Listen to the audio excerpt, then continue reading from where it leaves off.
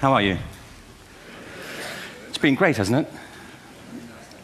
I've been blown away by the whole thing. In fact, I'm leaving.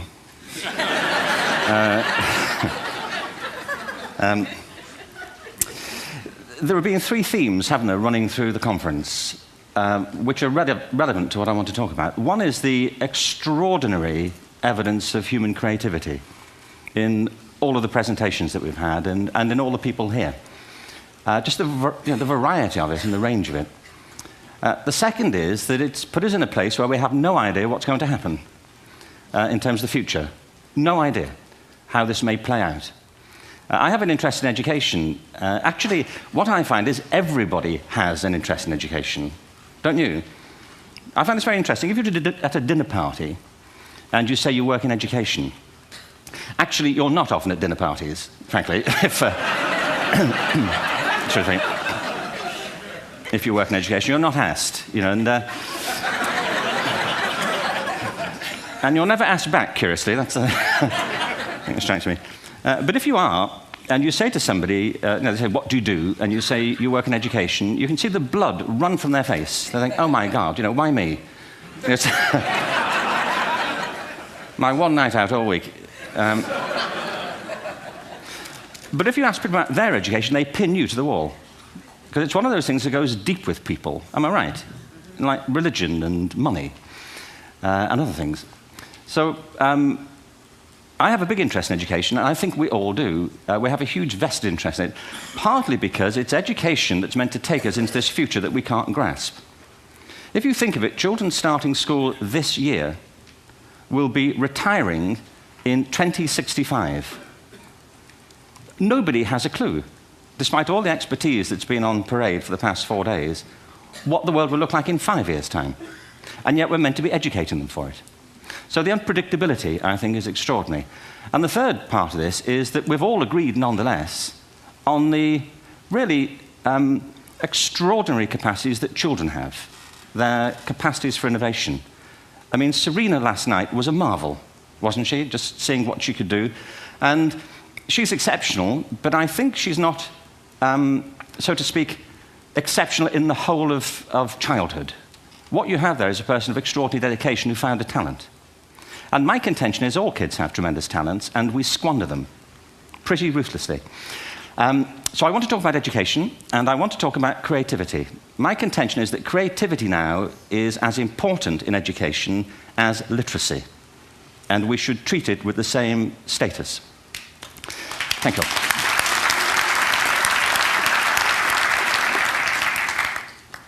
That was it, by the way. Thank you very much. So, 15 minutes left. Well, I was born... No, I had a great story recently, I love telling it, of a little girl who was in a drawing lesson. She was 6, and she was at the back drawing, and the teacher said, this little girl hardly ever paid attention. And in this drawing lesson, she did. And the teacher was fascinated. She went over to her, and she said, what are you drawing? And the girl said, I'm drawing a picture of God. And the teacher said, but nobody knows what God looks like. And the girl said, they will in a minute.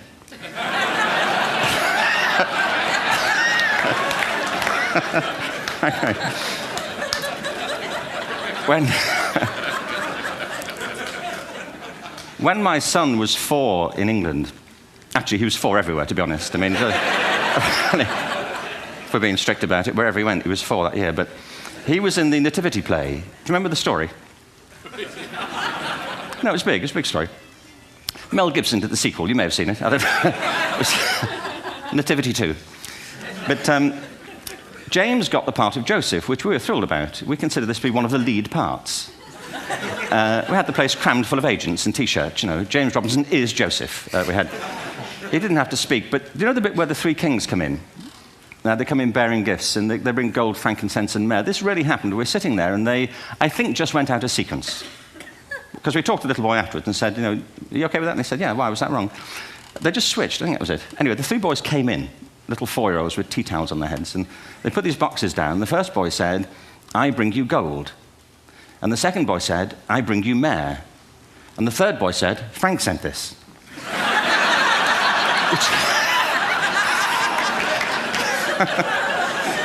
Fourth grade.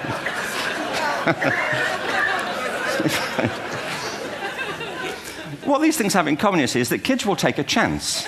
If they don't know, they'll have a go. Am I right? They're not frightened of being wrong.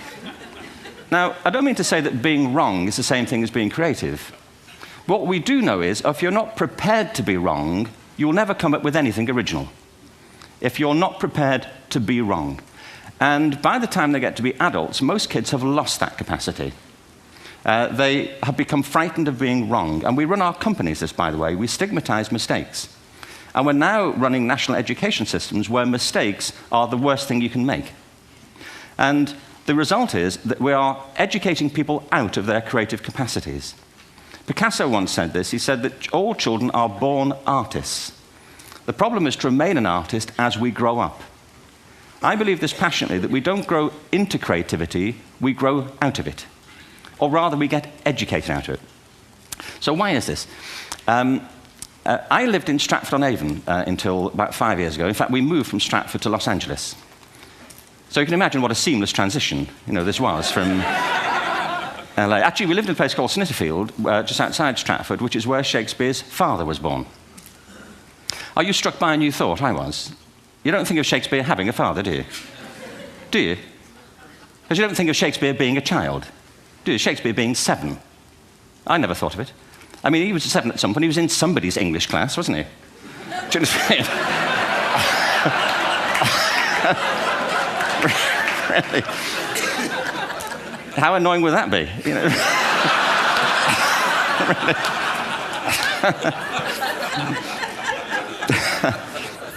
Must try harder.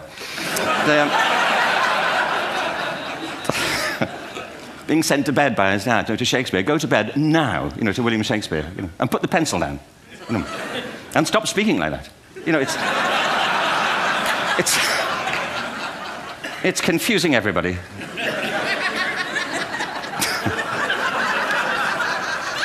Anyway, we moved from Stratford to Los Angeles, and I just want to say a word about the transition. Actually, my son didn't want to come. I've got 2 kids. He's 21 now, and my daughter's 16. He didn't want to come to Los Angeles. He loved it, but he had a girlfriend in England. This was the love of his life, Sarah. He'd known her for a month. Mind you, they'd had their 4th anniversary, because it's a long time when you're 16. Anyway, he was really upset on the plane. He said, "I'll never find another girl like Sarah." And we were rather pleased about that, frankly, because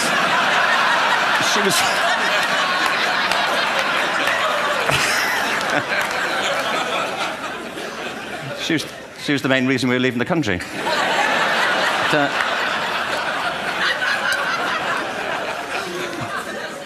But something strikes you when you move to America and when you travel around the world. Every education system on Earth has the same hierarchy of subjects. Everyone, doesn't matter where you go. You think it would be otherwise, but it isn't. At the top are mathematics and languages, then the humanities, and at the bottom are the arts, everywhere on Earth. And in pretty much every system, too, there's a hierarchy within the arts. Art and music are normally given a higher status in schools than drama and dance. There isn't an education system on the planet that teaches dance every day to children the way we teach them mathematics. Why? Why not? I think this is rather important. I think maths is very important, but so is dance. Children dance all the time if they're allowed to. We all do. We all have bodies, don't we?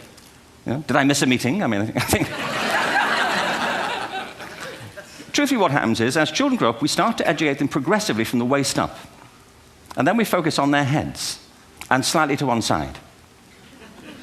If you were to visit education as an alien and say, what's it for, public education, I think you'd have to conclude, if you look at the output, who really succeeds by this, who does everything they should, who gets all the brownie points, who are the winners. I think you'd have to conclude the whole purpose of public education throughout the world is to produce university professors. Isn't it? They're the people who come out the top. And I used to be one. So there, And I like university professors, but, we shouldn't hold them up as the high watermark of all human achievement. They're just a form of life. Another form of life. But they're rather curious, and I say this out of affection for them. There's something curious about professors. In my experience, not all of them, but typically, they live in their heads. They live up there, and slightly to one side. They're disembodied, in a kind of literal way. They look upon their body as a form of transport for their heads. It's... Don't they? It's a way of getting their head to meetings.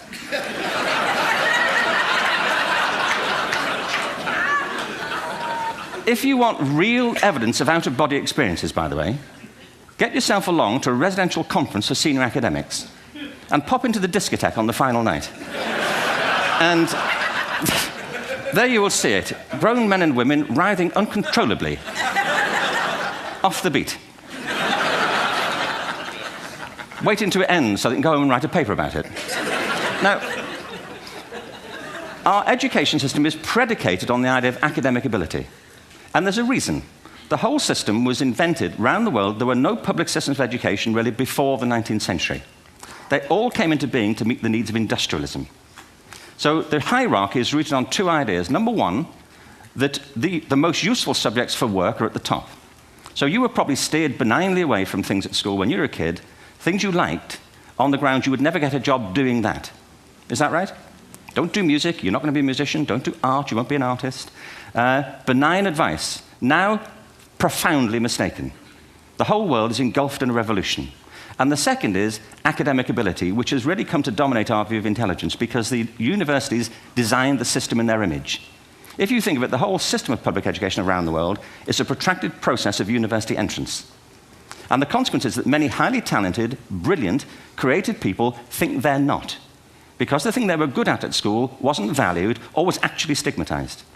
And I think we can't afford to go on that way. In the next 30 years, according to UNESCO, more people worldwide will be graduating through education than since the beginning of history. More people. And it's the combination of all the things we've talked about, technology and its transformational effect on work, and demography and the huge explosion in population. Suddenly, degrees aren't worth anything. Isn't that true? When I was a student, if you had a degree, you had a job. If you didn't have a job, it's because you didn't want one. And I didn't want one, frankly. So, but now, kids with degrees are often heading home to carry on playing video games because you need an MA, where the previous job required a BA, and now you need a PhD for the other. It's a process of academic inflation, and it indicates the whole structure of education is shifting beneath our feet. We need to radically rethink our view of intelligence. We know three things about intelligence. One, it's diverse. We think about the world in all the ways that we experience it. We think visually, we think in sound, we think kinesthetically, we think in abstract terms, we think in movement. Secondly, intelligence is dynamic. If you look at the interactions of a human brain, as we heard yesterday from a number of presentations, intelligence is wonderfully interactive. The brain isn't divided into compartments. In fact, creativity, which I define as the process of having original ideas that have value, more often than not, comes about through the interaction of different disciplinary ways of seeing things. The brain is intentionally... By the way, there's a shaft of nerves that joins the two halves of the brain called the corpus callosum. It's thicker in women.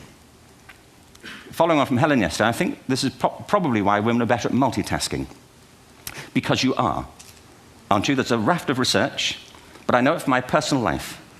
If my wife is cooking a meal at home, which is not often, thankfully, but if she's doing...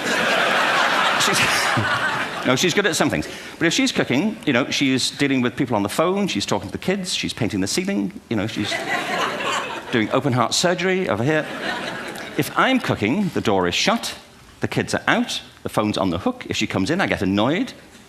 I say, Terry, please, I'm trying to fry an egg in here.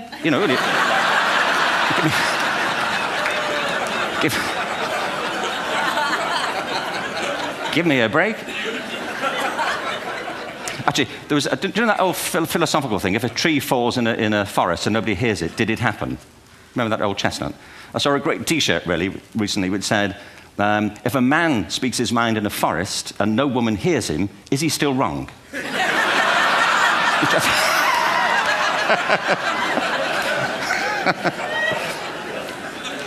And the third thing about intelligence is it's distinct.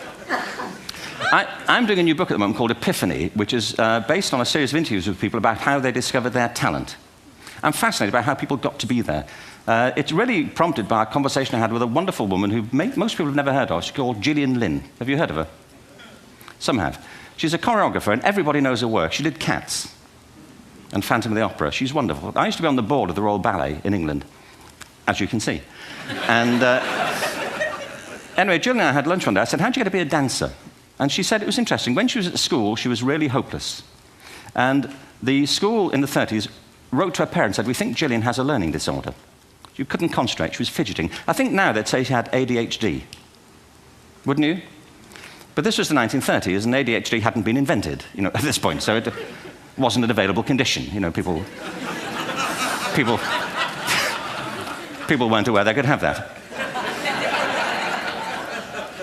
Anyway, she went to see this specialist. So this oak-panelled room, and she was there with her mother, and she was led and sat on this chair at the end, and she sat on her hands for 20 minutes while this man talked to her mother about all the problems Gillian was having at school. And at the end of it, because she was disturbing people, her homework was always late and so on, little kid of 8, in the end, the doctor went and sat next to Gillian and said, Gillian, I've listened to all these things that your mother's told me. I need to speak to her privately. So he said, wait here, we'll be back. We won't be very long. And they went and left her. But as they went out the room, he turned on the radio that was sitting on his desk. And when they got out the room, he said to her mother, just stand and watch her. And the minute they left the room, she said she was on her feet, moving to the music. And they watched for a few minutes, and he turned to her mother, and he said, Mrs. Lynn, Gillian isn't sick, she's a dancer. Take her to a dance school.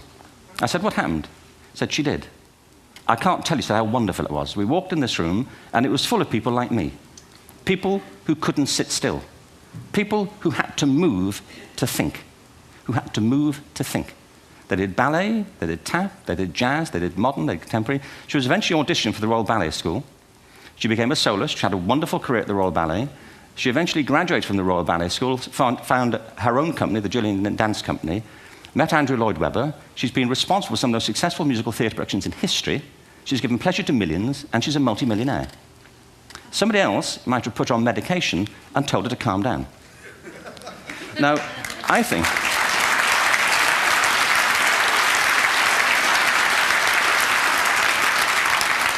What I think it comes to is this. Al Gore spoke the other night about ecology and the revolution that was triggered by Rachel Carson.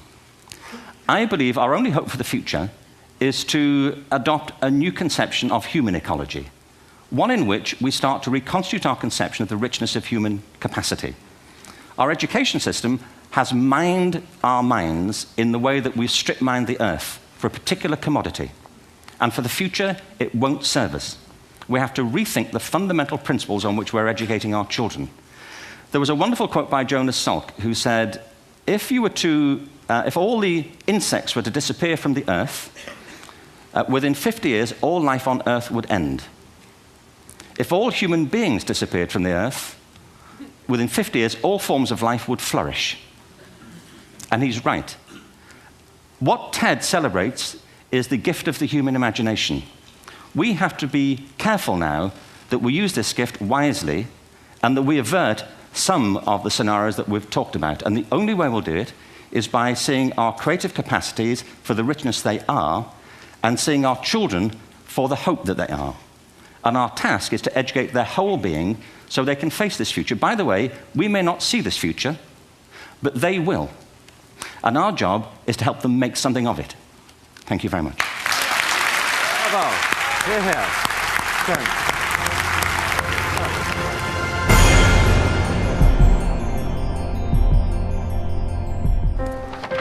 What if great ideas weren't cherished? What if they carried no importance? Or held no value?